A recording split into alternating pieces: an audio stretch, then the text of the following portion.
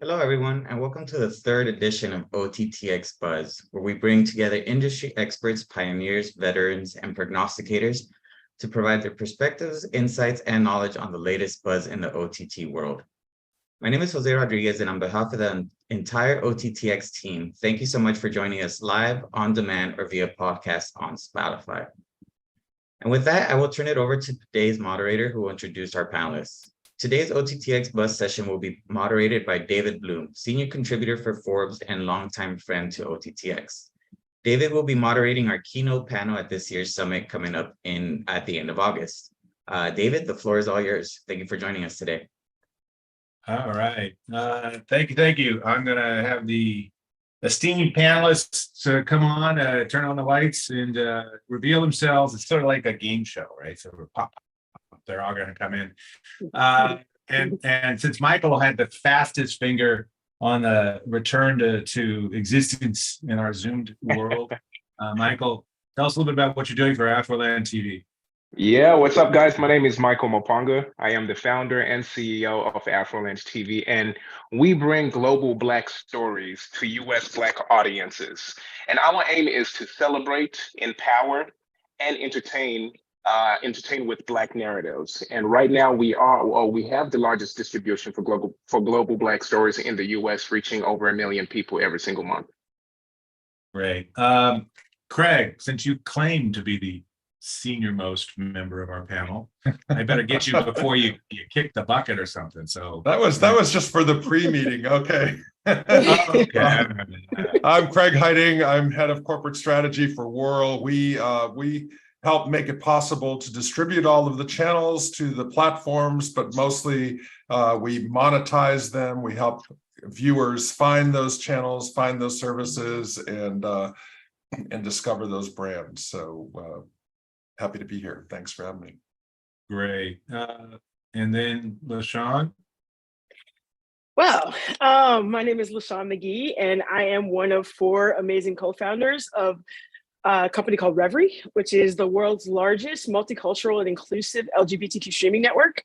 I'm our chief product officer, and I handle everything on our media and technical side. So launching of our channels, maintenance of our apps, and making sure that all of our media gets out to the customers so that they can view and have a good entertaining time on Revry.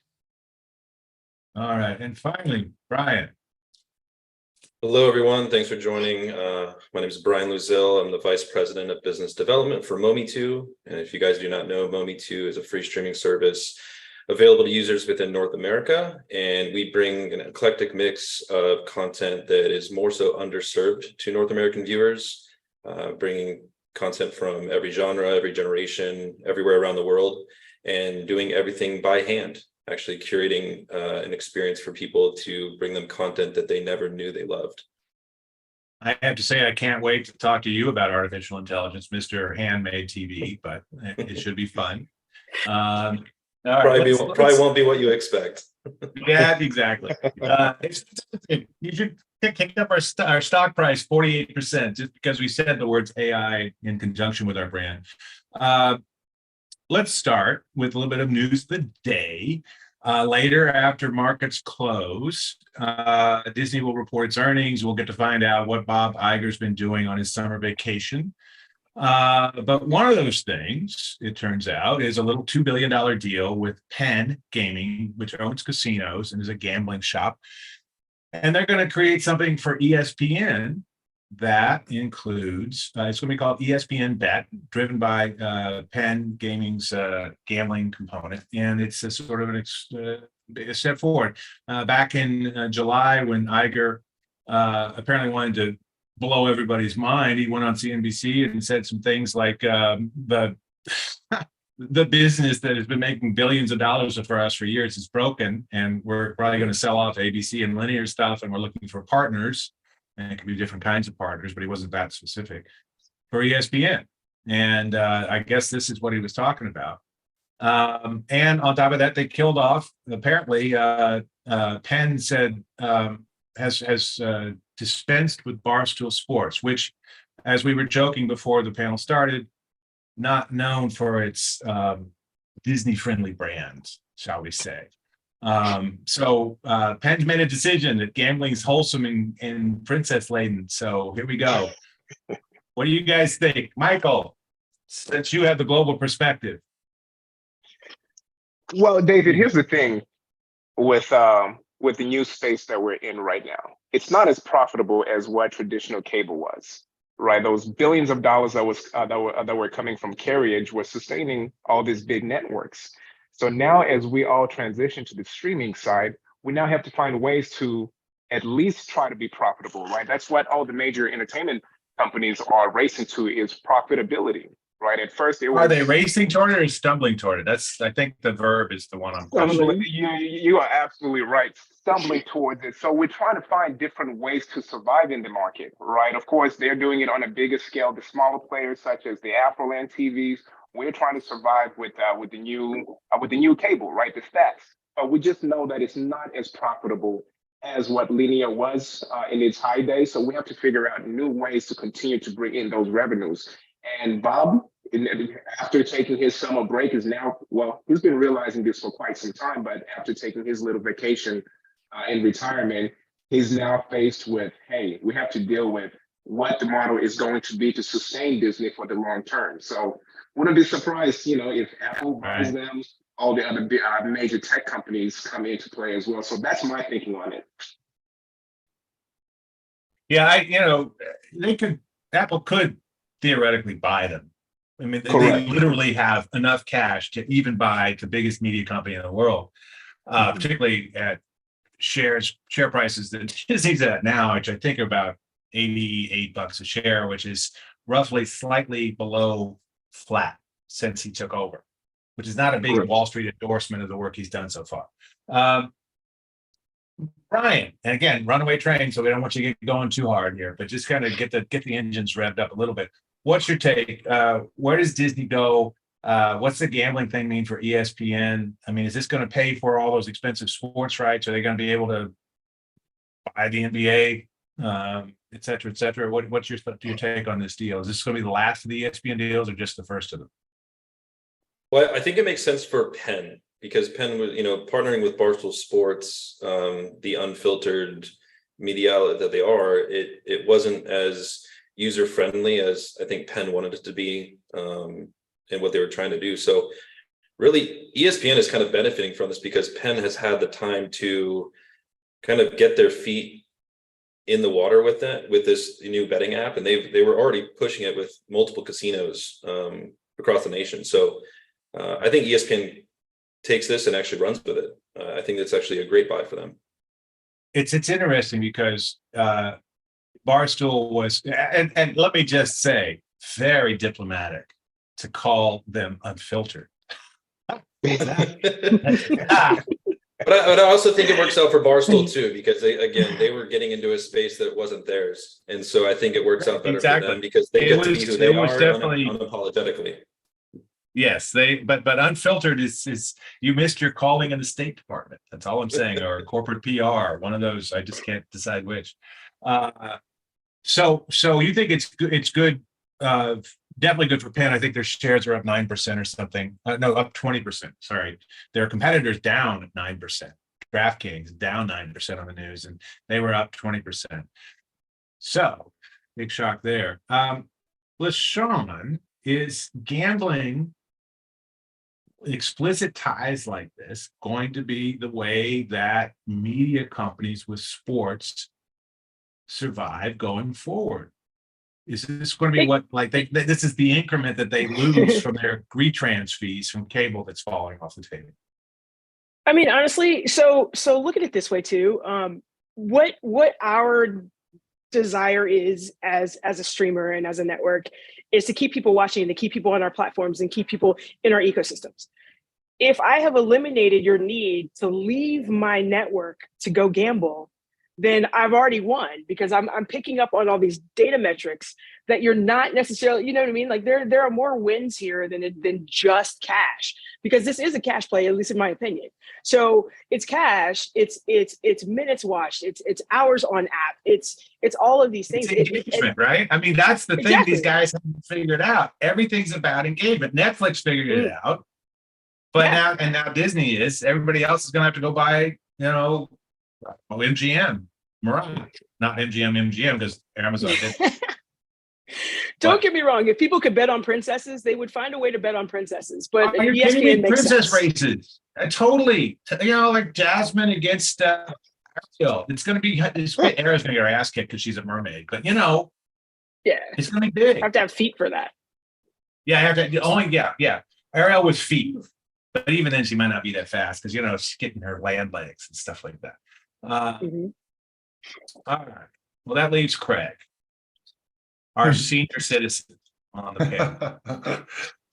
Well, I mean, so given your perspectives, when gambling was illegal across the land back in your day, what's your take on what this means? And are we going to have to see a plethora? I mean, an explosion of gambling tie-ups, like defensive ones, basically by everybody else? Is Paramount is Sherry going to have to go do a deal over at Paramount Plus because they've got a lot of sports stuff? For instance, is Max going to have to get this folded into the Max Sports tab that they're talking about? So first of all, I didn't even know that gambling was legal in all states. It's not. It's only like 28 states, I think. Okay. So I don't know how they. That's going to be a challenge just to figure out how they deal with the different territories, and it's not something that I would like to do. But look, I mean, ESPN had to do something. They've been just they're lost their glory from the glory days of when they got the NFL and lots of things going for them. I think that's right around the time when Disney bought them, and that was a match that I thought should never have happened in the first place. Disney should get back to focusing on what they do best. Stop retreading all of their beautiful, wonderful cartoons that they came up. The Little Mermaid was a complete disaster. They need to get back to what they did best and create new content and come up with new beloved characters and they're family friendly. Then they'll get more people going to their parks as well, since the prices are so high. You have to practically mortgage your home to go there. You give them your firstborn child, and then the rest of the kids get to go to Disneyland. How awesome is that? That's a pretty fair trade, particularly given how Junior turned out, right? I would like to see them both return to their glory days, both ESPN and Disney. I'm not sure how that happens, whether this is the move or not, but anything that will separate them and help them on reach their roots is good for me. It feels like $2 billion feels cheap, doesn't it? I mean, it's like, that's all you're worth, sir. I mean, right? This is ESPN. You've got an audience still of 60, 70 million households in America. You're the worldwide leader, as you keep calling yourselves. You've got the best collection of and their per sub cable fee is still very high. Still the highest. Still the highest. Whatever's left of cable, they're it. Yeah. They're on it. No one's cutting them off. So even as a fading asset, it's still bringing in billions of dollars, and it paid for that, and the resorts paid for Disney for decades, like 25 years. I mean, so I understand why you don't think it was a mix. The other thing that's interesting is, what is this? What happens if they do get rid of ABC? Because like a lot of that sports stuff is all woven in with Disney, for instance. I mean, what does that all mean? Any thoughts? Anybody? They get rid of ABC. Hopefully they'll keep it with ESPN. I think those two go well together on the sports front anyway. Right. As a package of, here's our it's a little bit like what Rupert did with News Corp and Fox, right? He spun off all the high growth stuff, and he left the New York Post and the Wall Street Journal, those slow growing newspaper things. Yeah. And I say that as a guy who still bleeds newspaper ink. I think that's what it is. It might be a medical condition I need to have looked at, but anyway. But I read an interesting article. I think 2 days ago. It was saying that ESPN had now become the second most distributed sports channel, right? I believe FS1 now reaches more households than ESPN. So you're continuing to see ESPN literally claw up and lose value in what they're doing. So they're trying a bunch of different things to say, of course, they're relevant, and of course, they have an opportunity to find more growth. But they're now seeing that they now have competitors, right? They've been leading the market for decades, right? But they're now seeing that they're also vulnerable to a volatile market. So they have to innovate. They have to innovate.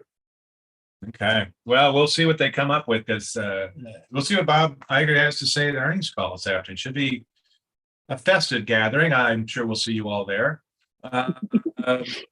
So speaking of reasons for festivities, I've heard there are 2 strikes, the first time since 1960 that both the actors and the writers have gone out at the same time. This is a hot strike summer in Los Angeles. Hotel workers, which is the union my daughter works for, are out in a lot of the big hotels and resorts. I think today, thousands of Los Angeles city employees are on strike just for 24 hours to send a shot across the bow to the mayor and city council about their desires. We've narrowly averted a strike with UPS. They got a deal. So there's a lot of pushback, but make this a lightning round, I guess. How soon, what month, and I guess we should say what year, because we're already in August, what month and what year do the strikes, both of them, get settled? LaShawn, start with you. I mean, I'm hoping for a Christmas miracle. It would be great if it was before then, but I mean, a Christmas miracle would be fantastic. It says a lot that you said miracle, though. I mean, it says a lot, miracle. Right? Oh no, it's a miracle because so my mom is also SAG, and so she went to go protest the other day at NBC, and they did this thing where they slowly started to bring in police to kind of inch in and kind of encroach on the area where they were able to walk, to give them from like full rain to like a sidewalk. So you know, the networks and studios are really drawing a hard line in the sand right now, and I'm just hoping that it doesn't completely bite them the way that it looks like it's going to. Well, I think that the thing is, if they start doing some of that, it'll be interesting to see if the unions start doing things like picketing executives' homes. It's like, if you're going to start like trimming the trees, as they did at Universal. So as it turns out, over in Universal City, it's hot this time of year. I say that as somebody who used to live in North Hollywood and still has a son over there. If you start doing the cops, you know, like it's like Carbon Beach over in Malibu, all of a sudden you can't get access to the beach because there's a very large, beefy man with a, taser in his hand standing in the way of the public right of way. They start doing that stuff. I don't see how that's additive to the process. But any thoughts? Not so much. Bryan, what's your take? What's your day? What's your month, your year, your decade that this gets settled? Yeah, I think I'm like LaShawn. I mean, sooner than later would be great, but I don't think it happens until 2024 realistically. And that could be for, shareholder reasons or, just financial reasons. But at the end of the day, like, I think one thing that came to mind when I was reading through this was, as the viewer, I would like to actually, I guess from a news outlet perspective, I'd like the news to actually track which projects are potentially going to be done with AI. And so that we can actually, as a viewer, track that and support the writers and support the actors in this, and honestly not watch the content that's made with it. That's really hard to do, and I'm not sure how you can reach the masses with that without everyone controlling what's heard. But I'd love to see that, because I think what the city employees are doing, that's what it's going to take. It takes people outside of the circles to really help the people that have built this industry to what it is. And I mean, we're going to be nothing without the writers and actors as they are today. I really truly feel that handmade content is what's going to really touch the soul. And I don't think AI can really get to that. I really don't. You're never going to have that true feeling that it's coming from a person. Bryan, I think you guys should start a program that just identifies, here's the robot shows. And just run that like all the time. Here's the latest robot shows you should not watch. they'll go well, right? I But you don't did think say something AI. that I think, well, you real quickly, just you said something that was really interesting at the start of this.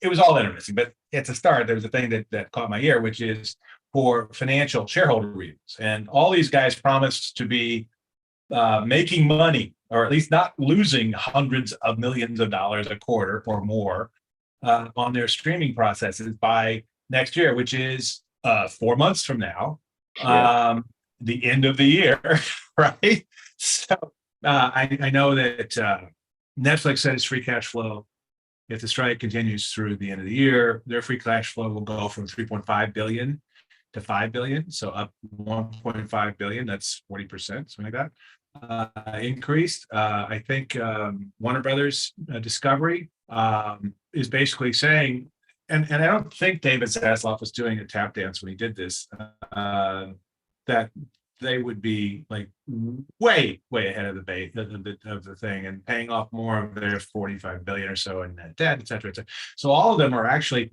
making money by not spending money.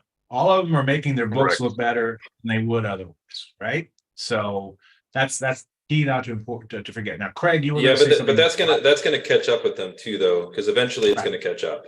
Like there's gonna be a time where there's not enough new content, which are people want from those platforms, and it's going to catch up with them. But then they're going to have another half a year to pivot and figure out how to increase revenue. Figure out something else. Yeah, sorry. Exactly. Well, there's a lot of content. Yeah, there's a lot of content that people haven't watched yet. I remember COVID, and people discovered all sorts of content that they may not have watched during the regular seasons, and so there's a lot available, and I think it's pretty all good quality. From my friends and family who are writers and directors, or not the directors, they settled, but writers and actors, and I feel for them. I really do. I mean, this is they're without money, guys, and this is not a good situation for them. And I hope that we have something happen soon. But I understand it's not really about AI. That was kind of used as a way to get the public's attention. The real story here is about residuals and what they should be paid on streaming services and things in repeats and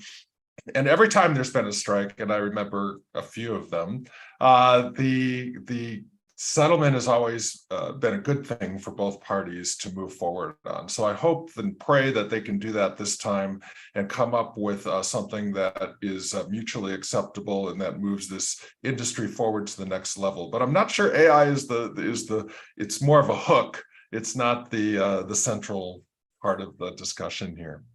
Well, I would say it's a long-term legitimate concern. Short term, not so much, but long term. Look, the real problem is the unions, couldn't talk about these things in 2020 because the contracts expired 2 months after the lockdown hit, and no one wanted to be in a room for 24 hours negotiating over, language on AI, or they just couldn't do it. So they missed 3 years to get this stuff in here, and these things are like the Titanic, hopefully slightly more seaworthy.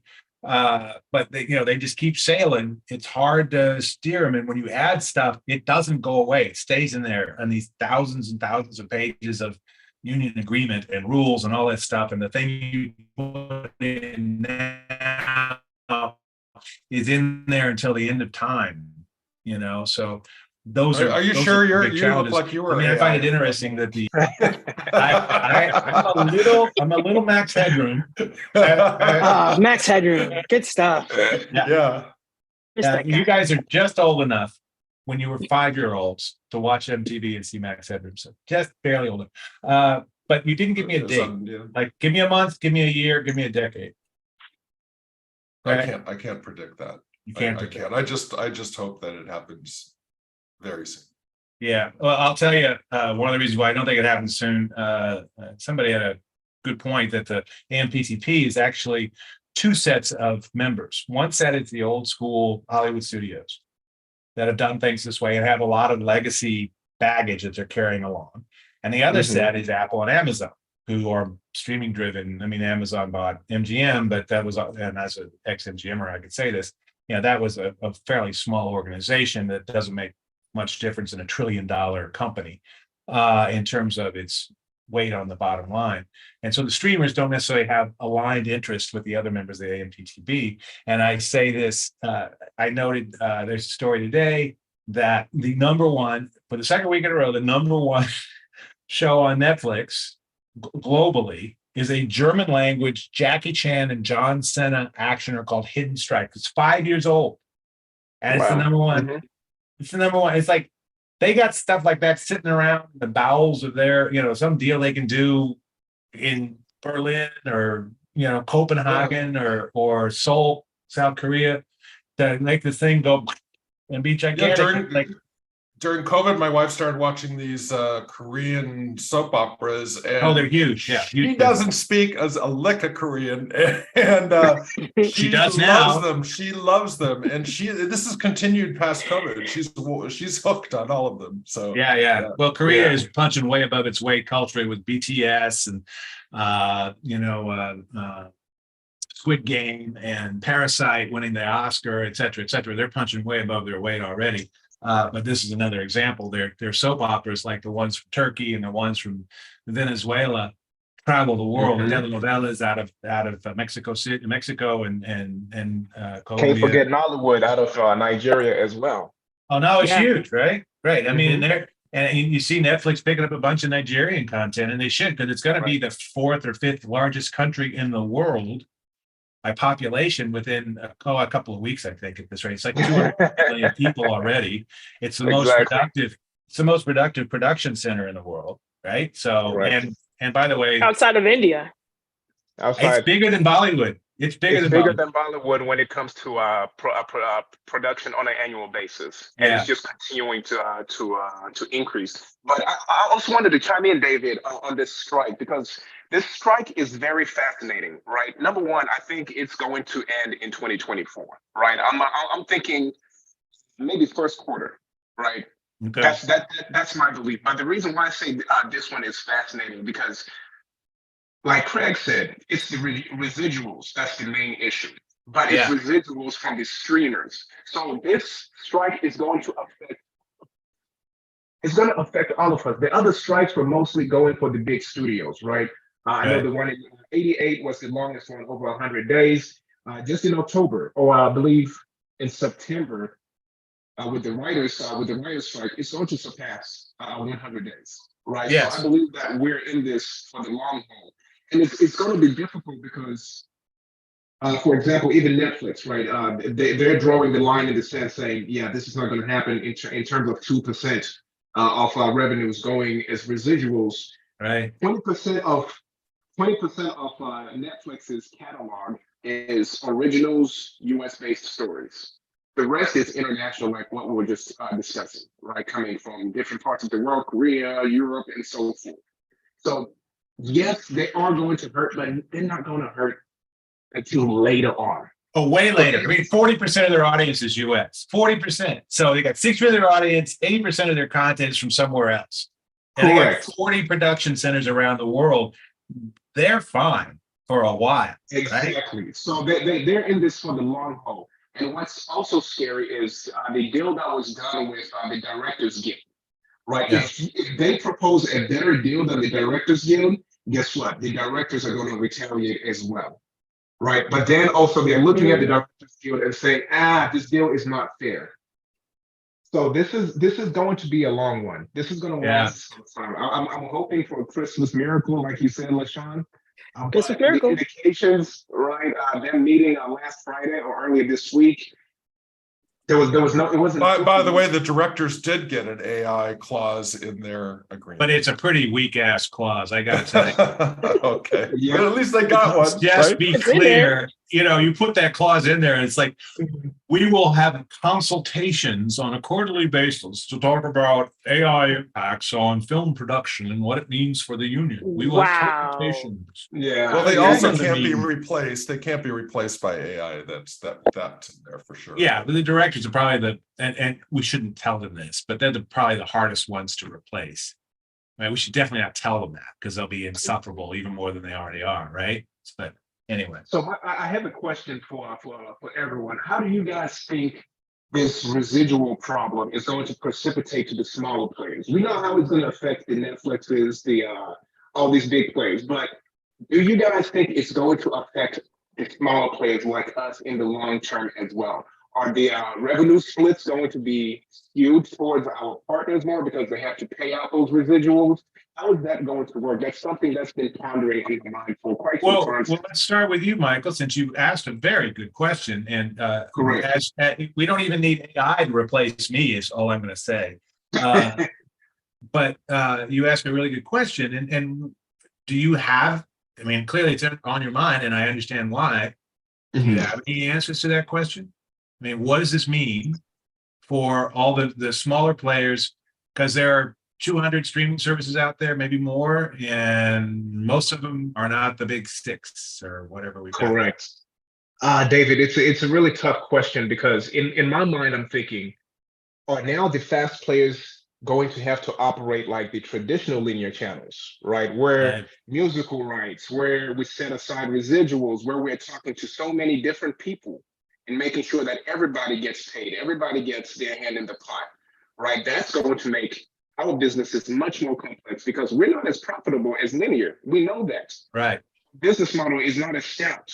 So is this going to make the business more complicated? And then we're going to start to see a full circle around where we start to go back to the traditional model, right? Where we're now trying to get onto the VMVPDs and all that that nonsense. So that's my thinking when it comes to that. Okay, so everybody's going to need a much more sophisticated financial software, probably needing AI, except at Bryan's place. Right, Bryan? So what are you going to do? You're going to use an abacus to keep track of like all your royalties and stuff to get a payout? Just asking. No. I think we'll use calculators still, but no. But only a TI 99, right? Because like an old school. Scientific. Exactly. Yeah, the TI 99 in reverse Polish notation, that would really be old school. Yeah, no, I think Michael brings up a good point, a good question, and my mind goes to a lot of different places. But at the end of the day, I think depending on your platform, it's going to depend on what kind of content you're bringing in. What is your specialty? If you're one of the larger players, then yeah, it's going to be a massive effect for them on how they even negotiate deals to bring on content and what those revenue shares are going to be. And how that's going to affect even the ad markets. Like if you're talking about a platform that is an ad-based revenue service, or if you're talking about a subscription-based service, you're going to either see subscriptions go up, you're going to see players demand higher CPMs just so they can afford to pay those residuals potentially, or they're going to have to go on the back end and increase their back end costs. I mean, there's a lot of different ways that can be done, but it'll be interesting to see how it plays out. So, LaShawn, I mean, I know you guys have some originals, but you license some stuff too. Are you all expecting that like licensing fees are going to get more expensive, or that these guys are going to be cutting deals because they need cash flow too?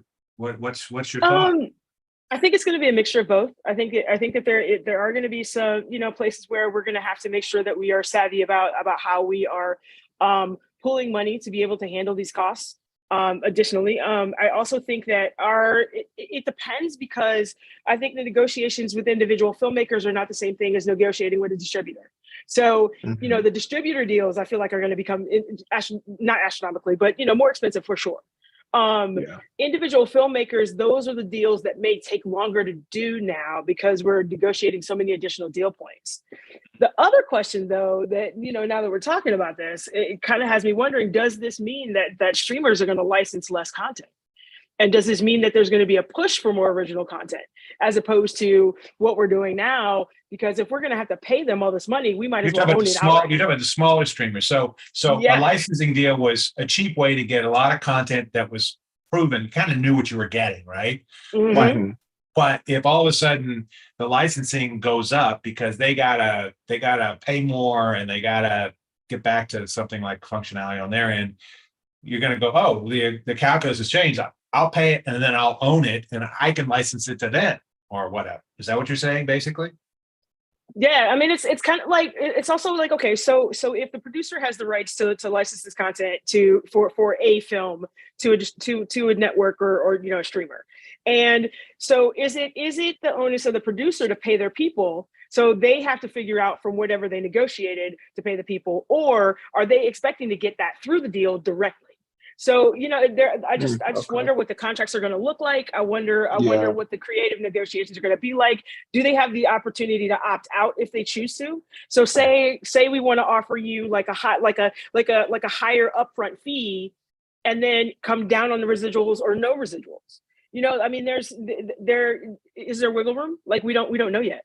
We don't know yet, but I think that LaShawn, you should be really grateful you're the chief product officer and not Michael handling all the business affairs, because you've totally skated on that one, dude. So lucky for you. Craig, what do you think? What's your take on where the smaller operators, many of whom are OTT.X members, and we love them all, what's next?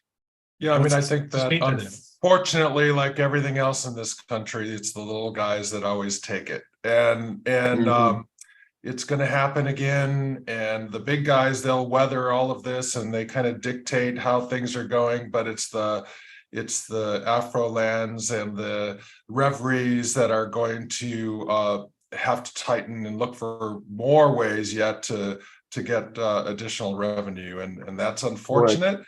But you know, I think there'll be a downturn in original content for a little bit, but then it'll come back because the fast market will continue to grow and continue to get more ad revenues, and so it'll be a little bit of belt tightening, but it'll be a lot more belt tightening with you guys here, unfortunately, than it will the Netflixes and Disneys of the world. That's interesting. Now, I don't even wear a belt, Greg, so we're good. Yeah. There you go. I did want to note that I think on your shirt, isn't that an image of Don Quixote on your shirt? Right here? I don't know. Are you tilting at windmills? It's a knockoff. I actually think it's great because like this panel is about tilting at windmills. That's what we should don't call it buzz, call it tilting at windmills, because that's kind of what we're doing. And I am definitely Sancho Panza. You should see what I look like on a donkey. That being said, Bryan, we kind of teed this up a little bit with your handmade TV, but it's possible there may be some uses for AI that don't put a lot of people out of work, but just improve things like the frequently miserable streaming interfaces that are out there. Are there things that AI can do to make your product better? Now, I think for Bryan, it sounds like that's blowing up your whole marketing pitch, right? So is there any use for AI at all in your mind?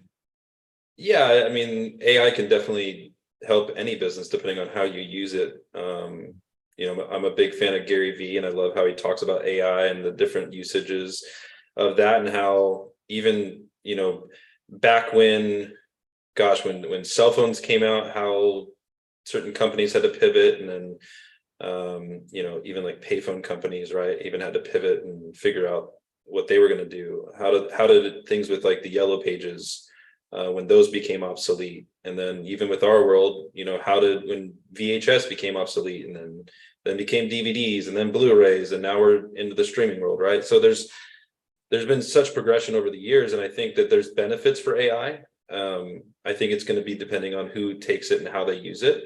And if you're just going to completely ignore it, then you're probably going to fail moving forward. So there's benefits to it, but yeah, we do hand curate all our content. I mean, that's kind of our bread and butter, because that's how we make sure that we have a user that comes and never says, I've seen everything, because you're only getting served based on the algorithms, the top 5% of content.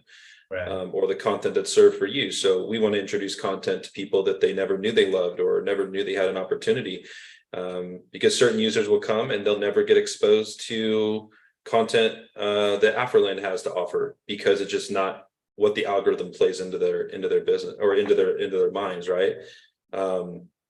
So yeah, I mean, as far as AI goes, we don't use it as much. We use it slightly, but we use it for how it affects our business in the right way.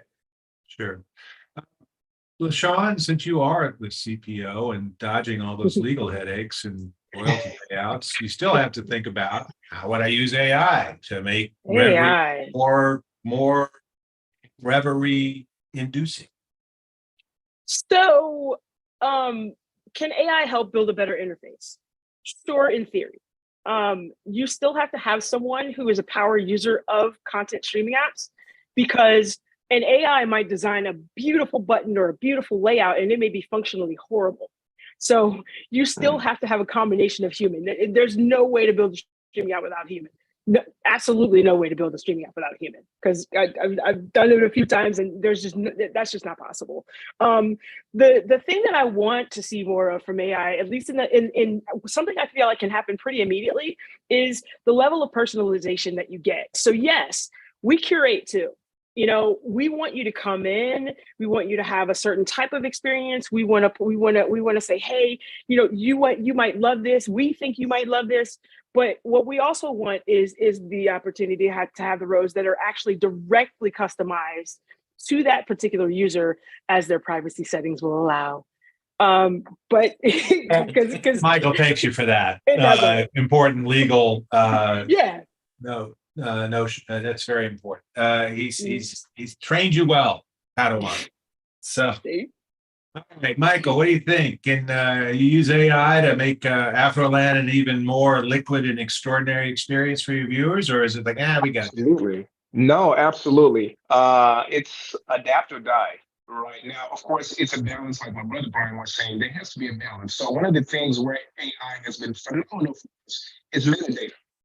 Right, it's the metadata component, because metadata makes discovery much easier on any platform. So we're leveraging it on the metadata. One of my favorite applications is actually on the synopsis, right? For example, we use ChatGPT. We have it integrated into our platform, and we ask it whenever we have a filmmaker. For example, we have a lot of filmmakers from Africa. Their English might not be that good, right, in terms of them describing their film. So we're able to leverage AI and say, make this sound compelling, right? Make this sound more exciting. So we've seen tremendous growth when it comes to just utilizing AI when it comes to the metadata. Now, the most exciting thing that I'm waiting for is when AI is capable of creating awesome artwork, right? I'm sorry, capable of creating what? You're dropping out slightly. Oh, sorry about that. But capable of creating artwork, right? Okay. Posters. Oh, all the thumbnails, all that stuff. So generating the sort of ancillary, secondary material you need for marketing and all that. Yeah. Because before anybody starts watching any movie, specifically the titles that we carry, that's not, studio titles, right, with A-list actors, it starts with the poster, right? Somebody sees the poster, likes the poster, clicks on it, and reads the synopsis. If the synopsis is captivating, then they might click play. So if we're able to get a great poster, great synopsis, that's better engagement. So that's what we're leveraging AI, and it's been phenomenal, especially for a small team. I was going to say that feels like that's more important for the smaller organizations that don't have hundreds of millions of dollars in marketing budgets across all their different shows, but have like hundreds of dollars in marketing budgets across all their shows. How do we leverage that? So you're saying that's where you have an opportunity. And that seems interesting. The other thing, though, that I think becomes functionally complicated here, and Craig, I'd love to hear your standpoint, your viewpoint on this, is that you are smaller operations. So the addressable universe of programming that you have might be a few hundred shows as opposed to thousands.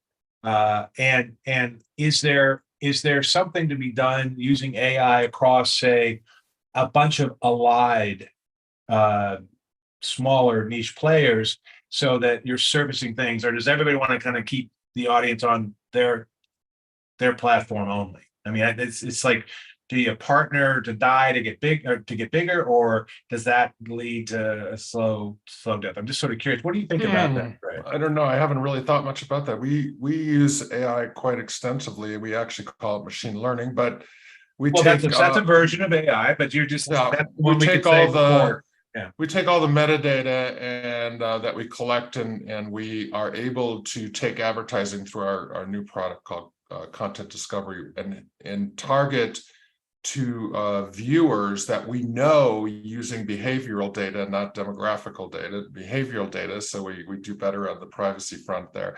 And we're able to bring viewers to the channels or the content or the subscription service that we know from using machine learning and AI that those are the people that are going to want to watch those programs or watch those services or channels or sign up. And it's there, I think, is a great use of that technology because you could do that. And certainly there is room for people to get together and look for viewers, and you can probably feed the behavioral data of a number of services or channels or programs into a machine learning computer and come out with ways that you could do that.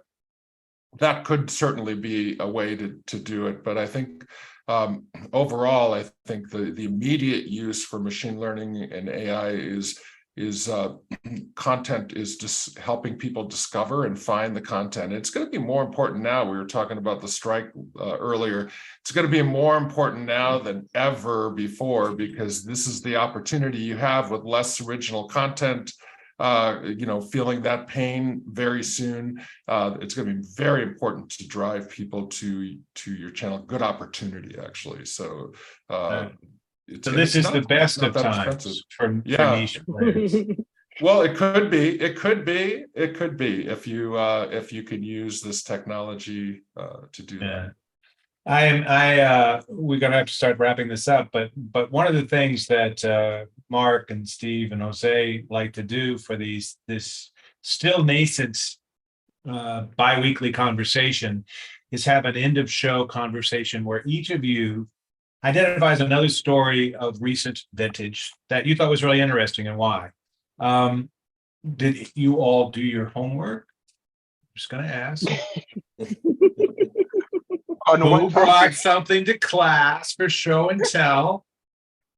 Michael, you look like a good student. Did you bring something to class for the rest of us? David. Or your thing occupying your attention? Well, David, I'm really excited about AI, right? Again, I'm operating with a small team and AI, we're able to leverage it. For example, is ed cues, right? Everybody's talking about contextual advertising, right? That's a major thing when it comes to FAST. And can you charge more? Can you charge more with better targeting? Well, we're a multicultural owned company, so absolutely. Yeah. Oh, you've got some room. You're not just another. Yeah. Okay.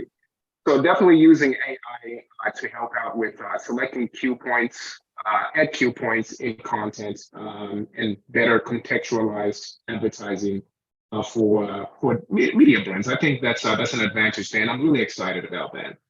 Okay.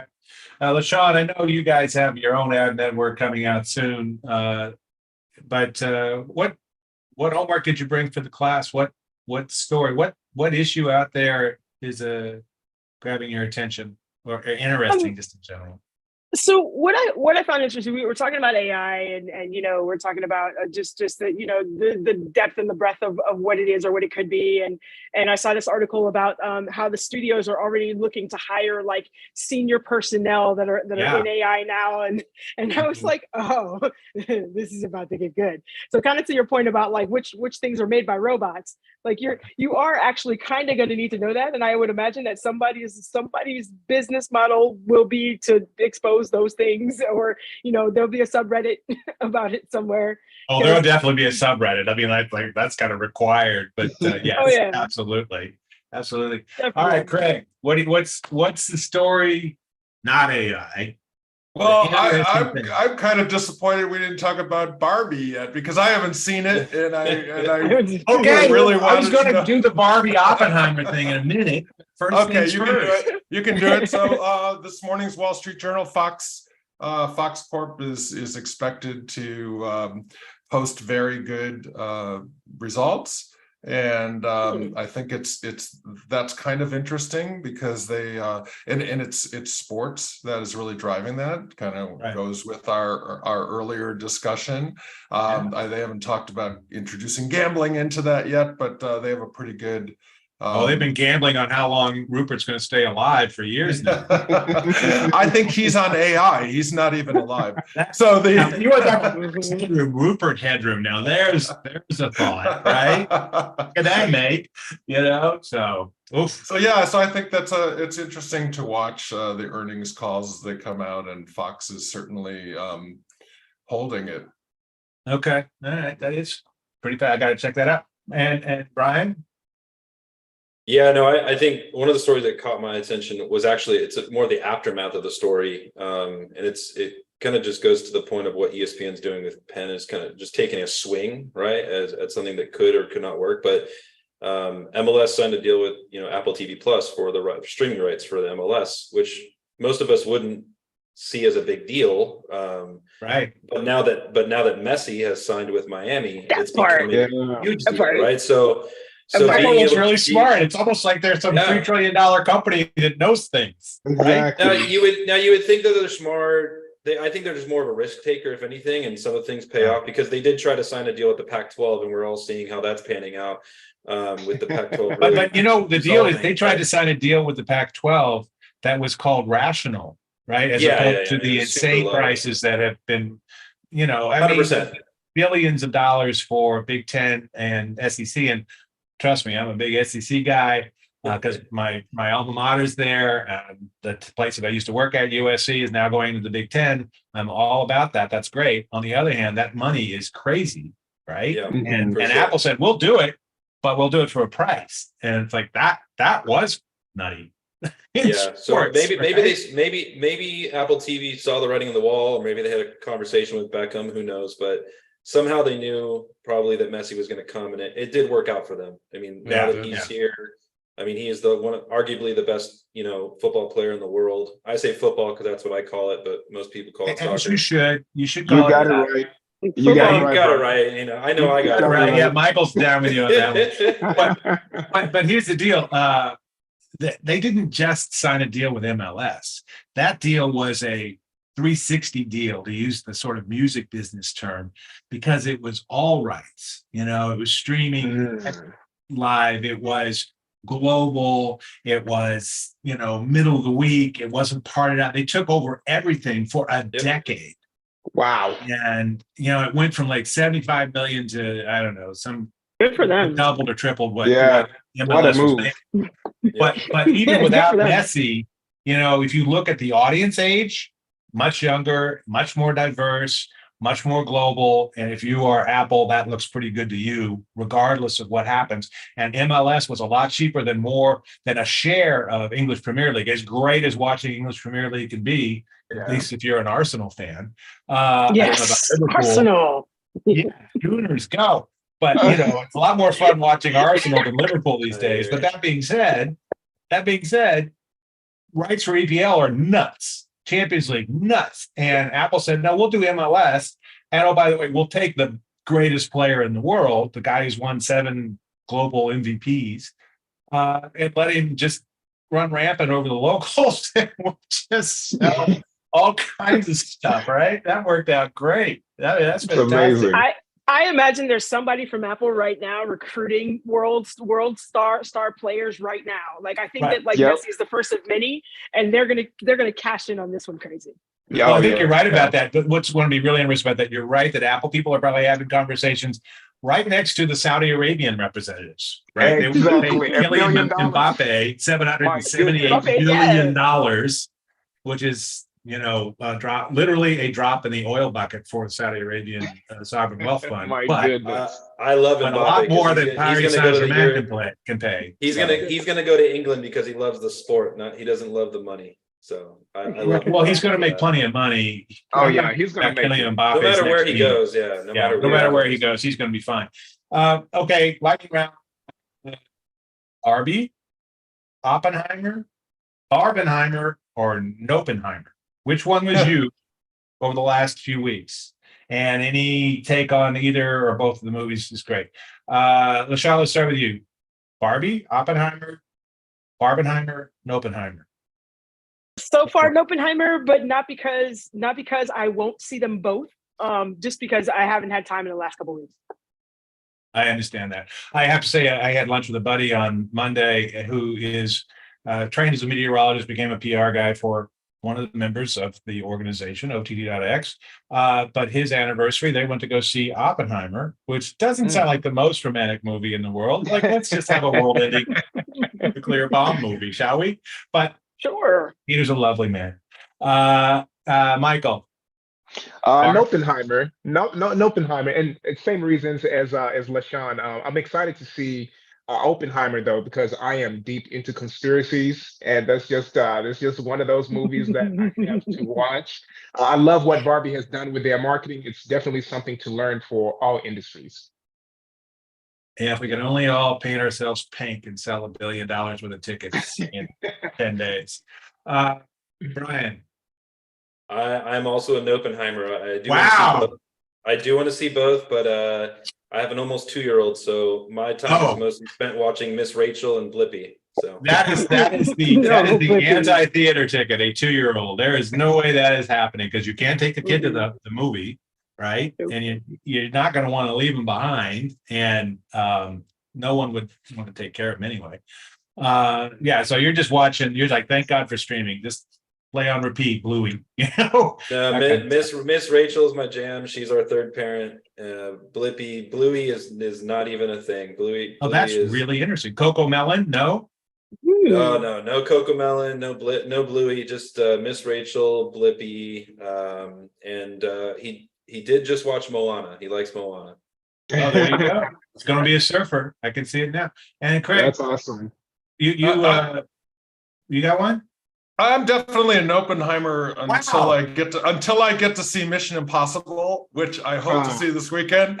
I'm out for those two because I'm definitely a Mission Impossible. I think what's really cool though is the hype that has been created from these two movies is quite extraordinary, and I haven't seen it in a long time. Right. So I think that's great for Hollywood. It's great for the industry. It's nice to see that marketing machine work again, and whoever is behind it should get a raise. The only problem, and I think Puck picked it. Puck, the subscription service, pointed this out. Hollywood went and did that and had the fourth greatest theatrical weekend box office ever in that opening weekend, and lots of buzz and hype, and everybody's actually went to theaters. All of you are media geeks. None of you have been to a theater to see either one of those, and I think that says something because you all want to, but you haven't gone. I get the 2-year-old. Trust me, I had a 2-year-old and a 1-year-old. I think we're all waiting for it to come to streaming. So yeah, well, exactly. That's what you're going to do. You're going to wait for them to come to streaming. I'll see it in 6 months, fine, 8 months, whatever. I'm good, But I'm never going to a theater with a 2-year-old. Anyway, give me Tom Cruise, and I'm happy. Well, you'll be glad to know we were actually in Rome hours after they ended the world premiere in Rome. They did it in like 7 different places around the world. They were on the Spanish Steps, and they were taking it apart when we walked over there. So that's as close as I've gotten to a Tom Cruise movie in a long time, I will just say. But you got your jams. But the fact is, you've not seen any of them in a theater, and I think for media people in your level, that says a lot, because if you guys have busy lives and can't get over there and you're going to wait for streaming or whatever, I suspect a lot of other folks are, and Blue Beetle's not going to turn them out, right? That's coming up. Gran Turismo, fantastic game franchise. Yeah. I don't think that's turning them out either. So it's going to be interesting to see what happens to the theaters. Still reeling from 2020 and thereafter, thought they were kind of getting back on their feet this year, and then if this thing doesn't open up till 2024, all the big movies that are coming are going to be delayed. All the awards films are going to be put off. There's no stars doing promotion. That's going to be the ugly sector. It's bad enough for the streamers, but on the film side, party. What? They already canceled. They already postponed the Emmys. Yeah, no, Oscar party. Postponed the Emmys. Postponed the Emmys. Exactly. Like, yeah. Golden Globes. Oof, that'll be not very golden. It'll be more like Yeah. 10 globes or something. No. Anyway, with that, we will wrap this up. Thank you all for being fantastic. Really enjoyed the conversation. This is OTT X Buzz. Come back in 2 weeks, and they'll be even more buzzy as we sort of figure this thing out. And thanks, everybody. And I'll turn it back to Thank you, Dave. Mark, or I guess Mark. Mark, you gonna do it? Jose. Thank you, David. Jose. Thank you so much, guys. That was a great conversation. I was in the back end looking for tickets so we could all double feature because I'm also an Oppenheimer currently. So I think we all gotta jump on that. Thank you so much, David. You should have an organization-wide, we had homework for everybody to bring to class for show and tell, and now we can have a field trip, right? Just do That's that. the second part of the buzz session, the after hours. There we go. Totally Let's do down. it at the conference at the end of the month. Well, Yeah, thank you again. I'll be doing 2 panels at the end of the month for Jose and Mark and the rest. So Exactly, we're looking forward to it. I think I got LaShawn. so- LaShawn, don't I have you on that panel too? Yeah, I No, think so. have Damien. I have Damien on the panel. Is Maybe it I have Damien? you on. Okay. One of them. I think I've got you. I've got 2 panels. I think you're on one, and Damien, your co-founder, is on another one. So Yeah. Yeah, it's definitely going to be a great event. Looking forward to seeing all of you there. Thank you all so much again for joining this session. As a reminder, the session was recorded and will be available for viewing on demand via podcast and on Spotify. As David mentioned, OTTX has a lot of exciting events on the horizon that we'd love for you to be a part of. Next week, the Wednesday webinar series returns for how to scale and monetize fast channels, presented by Anaview. The OTTX Summit is also quickly approaching. The summit, which takes place August 30th and 31st in Los Angeles, California, is a keystone event for the OTT industry in our community, and this year's event cannot come at a more opportune time for the industry. This year's summit will feature keynote industry analysis moderated by Mr. David Bloom, and a discussion on how theaters and streamers can work together at such a turbulent time for the industry. We will also feature 8 research presentations from prominent industry experts and a lot more. Finally, our next buzz session will take place on September 16th, and we'll hope you will be able to join us there.